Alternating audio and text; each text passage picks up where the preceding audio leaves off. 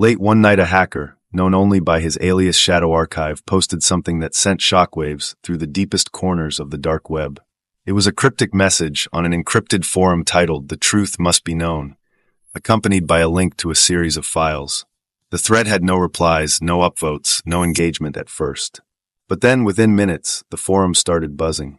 People were downloading the files, commenting in hushed tones about what they had just seen. And then, just as suddenly as it appeared, the thread was deleted. Every trace of it was wiped clean. But it was too late. The files had already spread. The documents weren't just conspiracy theories or doctored images meant to stir paranoia. These were high-level encrypted files containing financial transactions, meeting records, internal communications between powerful figures, and detailed reports that hinted at a level of global control far beyond anything imaginable. The Illuminati, long dismissed as a myth, appeared to be very real. The hacker claimed to have breached a hidden government server, one that had been buried so deep it was never supposed to be found. Within hours of the leak, Shadow Archive went silent. No further messages. No confirmation that he was still out there. Just silence. At first, those who had managed to download the documents thought they had struck gold, believing they had uncovered the ultimate truth. But one by one, their accounts started vanishing. Profiles wiped. Emails disabled. Entire online identities erased as if they never existed. Some even reported being locked out of their own devices, their screens flooding with black messages in white text. "You have seen too much. Delete everything. This is your only warning." For one dark web user, who went by the name Nocturnal Pulse, the warnings came too late. He had already saved multiple copies, had already started sharing snippets on a private server. Then, in the middle of the night, he received a message. No username. No source. Just a single word. Run. He barely had time to react before his internet cut out completely. His phone lit up with notifications from an unknown number, each one blank. He felt an overwhelming sense of dread as he peered out of his apartment window into the dark street below. A black car sat there, engine idling, headlights off. His phone rang. A deep, distorted voice came through the speaker. Delete the files. He didn't wait to listen to the rest. He ripped his laptop's battery out, grabbed whatever he could fit in a bag, and ran. He left his apartment that night and never returned. He went dark. No posts. No messages. No activity. Shadow Archive had vanished. Nocturnal Pulse had vanished. But the files were still out there, and whoever was behind them wasn't done cleaning up loose ends. A few days after the initial leak, whispers spread across hidden forums and encrypted message boards. Some users claimed to have recovered portions of the documents, though many of the links were mysteriously dead within hours. The ones that did manage to stay online long enough for a handful of users to access contained information that made even the most hardened conspiracy theorists uneasy. One file stood out among the rest. It was labeled Protocol Omega, a heavily redacted document that detailed a classified contingency plan. The text was fragmented, filled with cryptic language and missing sections, but the pieces that remained suggested something far more sinister than simple financial control or political influence. There were references to population recalibration, synthetic crises, and controlled destabilization, each term followed by lists of historical events that many had assumed were simply coincidences of geopolitics. Wars, economic collapses, assassinations, all seemingly orchestrated from the shadows. One paragraph in particular stood out, one that hadn't been fully redacted. The illusion of choice must be preserved at all costs. The process must remain unseen. The hands that guide it must remain hidden. The world must never know who truly holds the strings. Beneath it, a handwritten note had been scrawled in a different font style, as if someone had added it after the original document was created. It read, "If you are reading this, you are already too close. If you share this, you are already dead." Then came the disappearances. It started with the smaller accounts, people who had only interacted with the leak in passing. A user who went by Dark Phoenix, a coder from Sweden known for debunking conspiracy theories, suddenly stopped responding to messages. His last known activity was a single cryptic post. "It's real. I can't say more. I think they're watching me." His account was deactivated less than an hour later.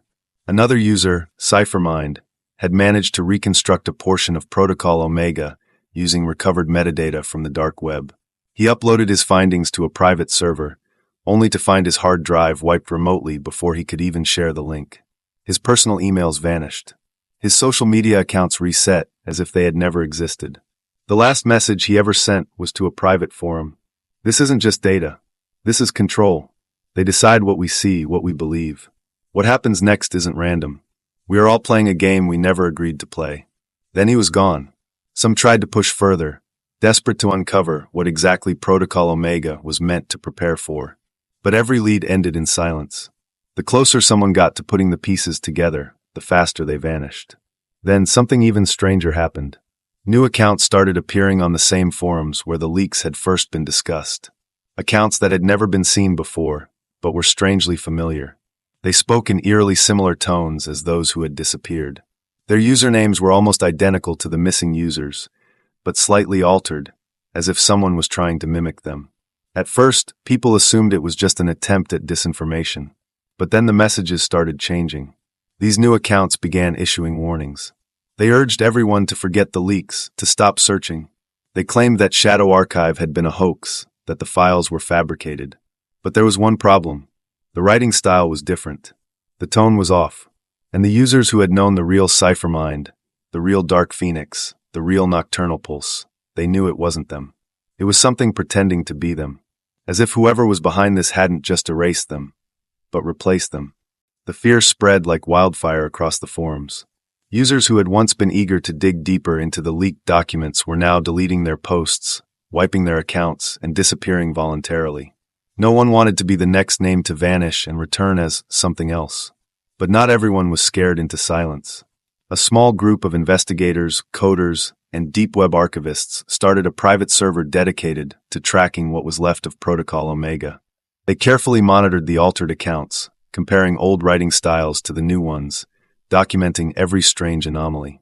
They noticed something chilling. The new users were speaking in patterns, repeating certain phrases over and over again. One message kept appearing in different variations across multiple forums, always posted at exactly 3:33 a.m. Universal Time Coordinated. You're being given a second chance. Forget what you know. Past has been corrected. It wasn't a warning. It was a command.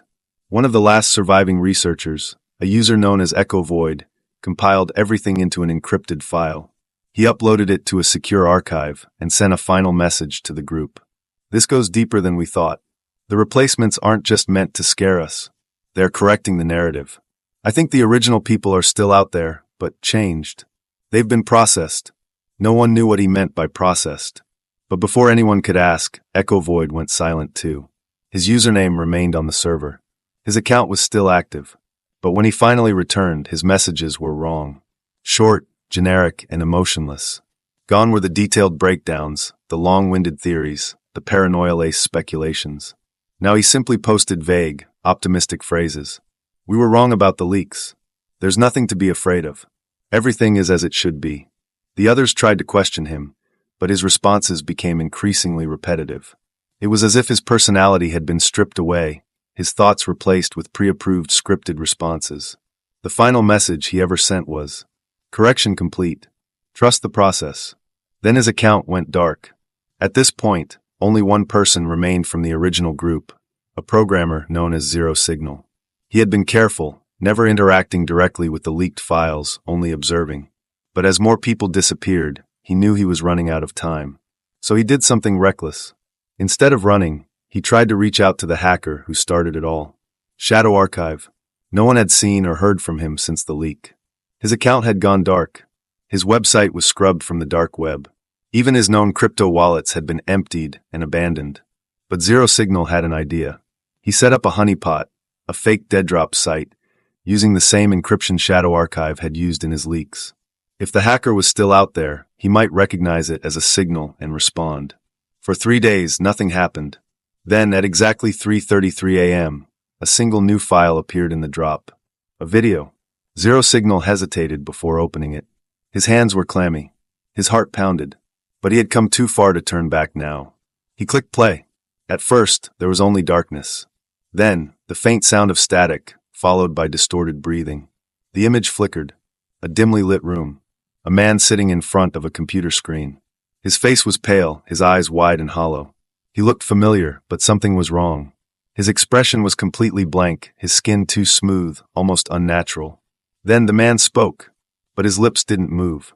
"I made a mistake," the voice said. It was Shadow Archive. But something was off. The voice wasn't his. It was cold, mechanical, lacking any human tone. "I shouldn't have looked. I shouldn't have shared it. They don't delete you. They don't kill you." The camera glitched. The man's head twitched violently. "They make you something else." Zero Signal froze. Shadow Archive leaned closer to the screen, his lifeless eyes staring into the camera. "If you're watching this, you're next." The screen went black. Zero Signal sat there, his blood cold, his mind racing. Then his monitor flickered. A new message appeared on his screen. No sender. No input. Just words materializing on their own. Correction in progress. His cursor started moving by itself. Files began deleting from his system one by one. His firewall shut off, his encryption keys erased. His phone buzzed on the desk. A single notification. "You have been selected for processing." The power in his apartment cut out. The screen went dark. And then, a knock at the door. Zero Signal's breath hitched. His apartment was on the 7th floor. No one ever knocked this late. He stared at his screen. The words still burned into his mind. "You have been selected for processing." The knock came again. Louder this time. More insistent. His hands trembled as he reached for his phone. No service. No Wi-Fi. His entire system had been wiped. He stood up slowly, moving toward the door, his mind racing. Think. If Shadow Archive's warning was real, then opening that door could be the worst mistake of his life. Or maybe it was already too late. The peephole. Check the peephole. He forced himself forward, placing one eye against the cold glass. There was someone standing there. A man in a black suit, perfectly still, his face obscured by the dim hallway light. Not moving.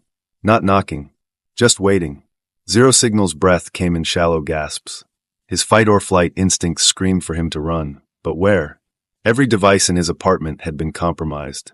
His information was probably already flagged. Then, the man outside did something that sent ice through his veins. He smiled. Not a normal smile. A too-wide grin, unnatural, stretched too far, like his face was a mask struggling to mimic human expression. Zero Signal staggered back, gripping the doorknob to steady himself. And then, his computer turned back on. The screen flickered violently, streams of code running faster than he could process. A new message appeared. Accept correction or be erased. His pulse pounded in his ears. His body screamed at him to do something, but his mind was blank. Another knock. Harder. More forceful. Then, the doorknob twisted. Zero Signal bolted for the window. 7th floor or not, it was his only chance. He shoved the glass pane open, the freezing wind cutting against his skin. He looked down. A black car was waiting below. Another man in a suit stood beside it, looking straight up at him. The door behind him slammed open. Zero Signal jumped. The fall should have killed him. But when he opened his eyes, he wasn't on the pavement. He was in a room. Cold. Sterile. Bright white walls, smooth and featureless. He tried to move. He couldn't. His hands and feet were strapped down. A hum filled the air, machines whirring in the background. He turned his head as much as he could. A mirror stretched across one side of the room. One-way glass. Someone was watching him. A door hissed open. Footsteps. Slow. Measured. A figure stepped into view. A man in a suit. Zero Signal's chest tightened. It was the same man from his hallway. The same impossibly stretched grin. The man sat down beside him. His face was expressionless now, as if the grin had never happened. You shouldn't have run. Zero Signal swallowed hard, his mind reeling. Where am I? His voice came out hoarse, shaky. The man tilted his head slightly, as if considering the question. Processing. The word hung in the air, sterile and final. A screen lit up on the wall. It showed footage of him, his online activity, his chat logs, his involvement with Protocol Omega. It even showed him jumping from the window. But then the screen flickered, and the footage changed. It showed someone else wearing his face. The same apartment. The same clothes. The same life. But it wasn't him. Zero Signal's breath caught in his throat. What is this? The man in the suit stood up. Correction. The whirring of machines grew louder. A cold sensation crept into Zero Signal's skull. He fought against the restraints, panic flooding his veins. No. Wait. Stop. Darkness. A week later, a new user appeared on the dark web forums. A username identical to Zero Signal's. But his messages were different. Short. Neutral. He no longer asked questions, no longer sought the truth. He only posted one phrase, over and over again. The past has been corrected. The weeks that followed were a blur of fragmented memories, shadows moving just beyond his vision, and voices that didn't quite belong to him. Zero signal, or at least the thing wearing his identity, went back to his routine. Or did he? The apartment was the same. The computer setup was identical. But something felt wrong. He didn't recognize his own handwriting anymore. His coffee tasted different, like it had been made by someone else's hands. When he looked in the mirror, his reflection blinked a half-second too late. But the worst part? He couldn't remember what was missing. He tried retracing his steps, revisiting his old forum threads, but his login credentials had changed. His emails were wiped clean. The messages from Shadow Archive were gone. It was as if the past month had been rewritten. Yet, deep down, he knew something was wrong. Then the dreams started. They weren't dreams in the traditional sense. They felt too real, too vivid, like memories from a life he hadn't lived. Or worse, one he had forgotten. He'd wake up in cold sweats, the echoes of voices whispering things he couldn't quite understand. The past has been corrected. You are Daniel Carter now. Do not question the reset. Then one night, he woke up standing in front of his own computer. His hands hovered over the keyboard, typing a message he didn't remember composing. A single phrase, posted to an encrypted forum. It's still me. Please help. His fingers froze. He stared at the message in horror. Who had typed that? Then, a reply appeared instantly. Where have you been? Zero Signal's pulse spiked. His fingers trembled over the keys. He typed, I don't know. Something's wrong. I think I'm not supposed to be here. There was a pause. Then a new response. You were processed. You're not Zero Signal anymore. But you already know that, don't you? His breath caught. His vision blurred. He stood up so fast that his chair toppled over.